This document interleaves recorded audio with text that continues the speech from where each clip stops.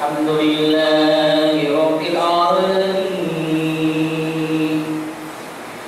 wal aqibatu lil muttaqin wassalatu wassalamu ala sayyidil mursalin Muhammadin wa alihi wa ashabihi ajma'in. Amma ba'd, faqad qala Allah tabaraka wa ta'ala fil Qur'anil Majid. A'udzu billahi minasy syaithanir rajim. Bismillahirrahmanirrahim. Wa la tatrudil ladzina yad'una rabbahum bil ghadati wal 'ashyi yuriduna wajhah ma 'alayka min hisabihim min shay'in wa ma min hisabika 'alayhim min shay'in fatatrudahum fatakuna minadh dhalimin. Sadaqallahul aliyyul azim. Wa qad qala an-nabiyyu sallallahu alaihi wasallam ibghuni fid-du'afa fa innama tunsaruna wa turzaquna bi-du'afaikum aw kama qala alaihi salatu wassalam.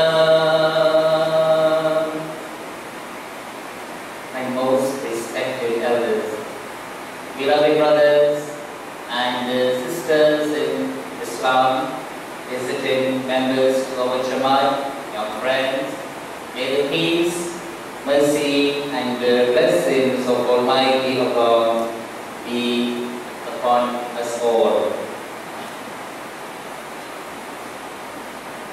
The life of this world, as glamorous and captivating as it may seem, is not its own purpose. Instead of that, the real purpose of life is to gather all the things that is going to be handy in the life of the hereafter, accumulating the currency of that great day, hasanatun thawab. So delightfully summarized by a very famous poet, Raha marne ki tayari mein masroor, mera kaam aur is dunya mein tha kya? Remain busy, getting ready to die. What else was that I had to do in this world? And there is a saying, we live in this world, we live to die. But when we die, we live forever.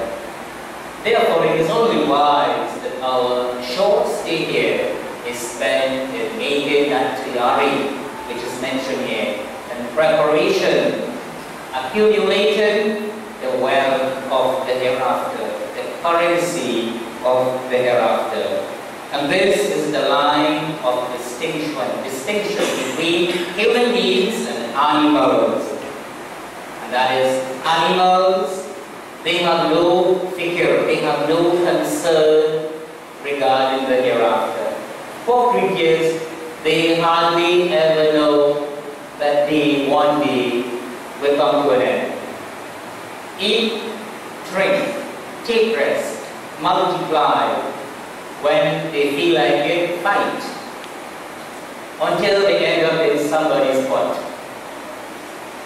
That's the life of an animal, contrary to human beings, whose greatest concern should be to correct, nurse and build the prospects or the expectations of the next life.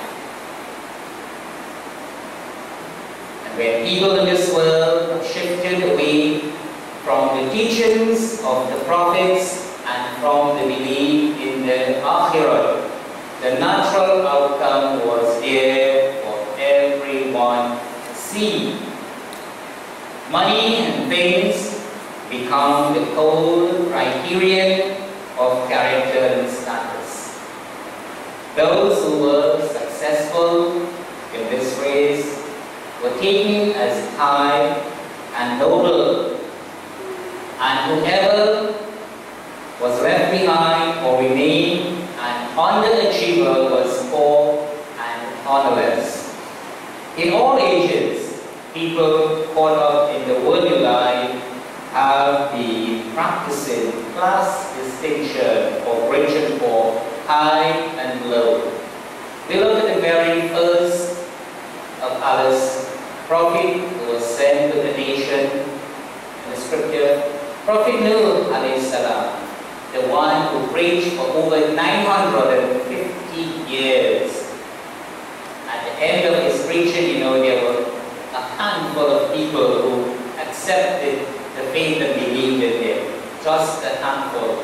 He did not even manage to influence his own son. He was drowned in the flood, and rain came for 40 days and 40 nights. When he preached to the people, having a few followers, the masses, the wealthy, this is what they said. قَالُوا أَنُؤْمِنُ لَكَ وَاتَّبَعَكَ الْأَرْذَلُونَ.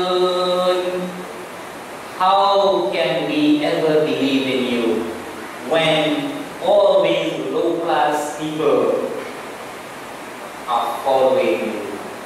All those people who are following you, they have nothing. They're weak. They're poor. They are alone. The lowest of the low. How could we ever believe in you? We cannot. Prophet Nuh alayhi salam heard them, and he replied to their heart-rending remarks, such remarks that are likely to smash up the hearts.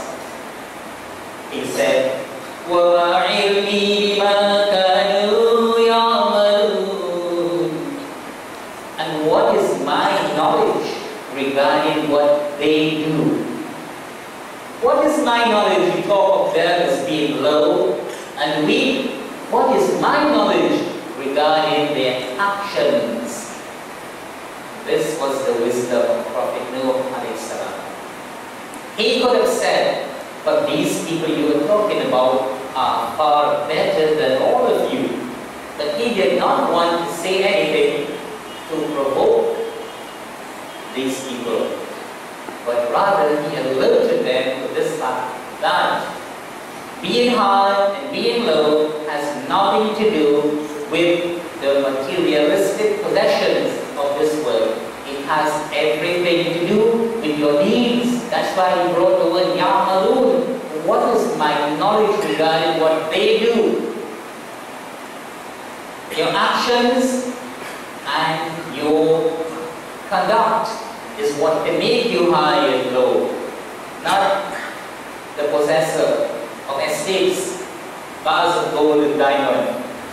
And further, he said, "In hisabuhum ila rabbi law tashkurun." But their account is not upon me; it's only upon their Lord. If only you people will come to understand.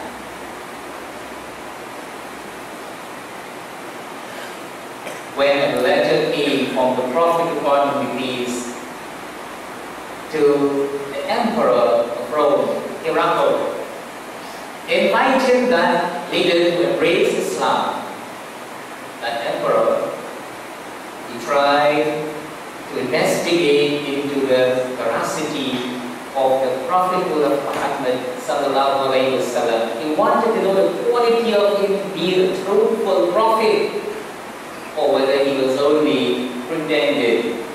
And so he asked some of his people, what kind of people follow Muhammad?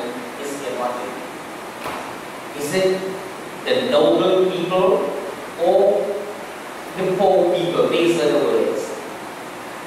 So when reply was given to him, it is the poor and the weak people who follow Muhammad sallallahu alayhi wasallam. The emperor said, these are usually the first followers of messengers and prophets. He is indeed a messenger. And that's the proof. That's the sign. Initially, they are being followed by the poor and the weak people. The same thing occurred in the time of the final messenger, Prophet Muhammad sallallahu alayhi wasallam, when some chiefs of the Quraysh went to Abu Talib, the uncle of Rasulullah sallallahu alayhi wasallam. You know what they said? Najib, which they considered to be contingents of very noble people, having meted with Abu Talib radiallahu anhu, he said, Abu Talib, the only thing that prevents us from coming and sitting to listen to what your nephew has to tell us is this. Whenever you look at him, those who follow him are the low-class people, the people who were slaves, who were set free by we, or they were those who lived at one time under our mercy only. Come on, how could we come and sit with them in that same conference and listen to what your nephew is telling us? So the meeting was about, you tell your nephew that if he wants us to sit in that jalsa, in that sitting, he has to, when it's time for us to come, get those people out. Tell them to leave so that we can come and we can listen. After that, we will ponder what your nephew is telling. We'll ponder, we'll think about it. So Abu Talib, he did what he should have done. He went to his nephew, the Prophet sallallahu alayhi wasallam, and reported this to him. At the time, Hazrat Umar radiallahu anhu was present there. He heard everything. So Umar said, "O Messenger of Allah, that is not a bad idea. We want these people, these high chiefs of the Quraysh, to embrace Islam. And as for these who are present all the time, they have Islam. They are humble and they wouldn't mind. They are nice, humble people and they wouldn't mind. Nothing is wrong. Ask them to leave. Let these Iraqis and the chief, let them come and listen to what you have to tell them before anything further could have transpired." Allah subhanahu wa ta'ala, through his infinite wisdom, he sent the revelation, the one I recited. He said, وَلَا تَكْرُرِ الَّذِينَ يَدْعُونَ رَبَّهُمْ بِالْغَدَاةِ وَالْعَشِيِّ يُرِيدُونَ وَجْهَهُ. He said, and do not turn away, do not drive away, do not expel الَّذِينَ يَدْعُونَ رَبَّهُمْ, those who call upon their Lord morning and evening. يُرِيدُونَ وَجْهَهُ, seeking his countenance, seeking his pleasure. They're always there. يَدْعُونَ, in salah, in dhikr, in dua. They're always there in your company, glorifying the name of Allah. You do not ever expel them, do not drive them away. And further instructed the Prophet upon the peace, مَا عَلَيْكَ مِنْ حِسَابِهِمْ مِنْ شَيْءٍ, you are not accountable in any way for them. Those who deem themselves to be high and did not want to come and sit with the poor and needy ones. You are not accountable for them in any way. If they do not want to come, leave them right there. Nor are you. They are also not accountable for whatever you do. Leave them, but do not send away these people who are seeking the pleasure of Allah subhanahu wa ta'ala. فَتَطْرُدَهُمْ, you will drive them away. The word tatruda, to expel, to put out, to drive off. You will drive them off, you will expel them for no reason. فَتَكُونَ مِنَ الظَّالِمِينَ, and then you will be of the wrongdoers. You will be immersed in grief. Don't do that. SubhanAllah. That revelation came, making Umar radiallahu anhu feel very guilty. He regretted that he suggested to the Prophet sallallahu alaihi wasallam, that he should ask these people to go away. MashaAllah. This practicing of this kind of status, differentiating between the rich and poor, the high and low, we thank Allah that with the coming of Prophet Muhammad sallallahu alaihi wasallam and with the very auspicious revelation of the Quran, mashallah, in this ummah, you see it for yourself and you witness it. Rich and poor stand in line side by side with all the dedication, with all the sincerity, with such teachings of the Prophet quantities, with Al-Quran. You see, during the month of Ramadan, mashallah, whoever visits Princeton, they have something remarkable to say. Everyone sits without any discrimination. The receivers of zakat, the givers of zakat, everyone all together, eating and drinking, glorifying the name of Allah.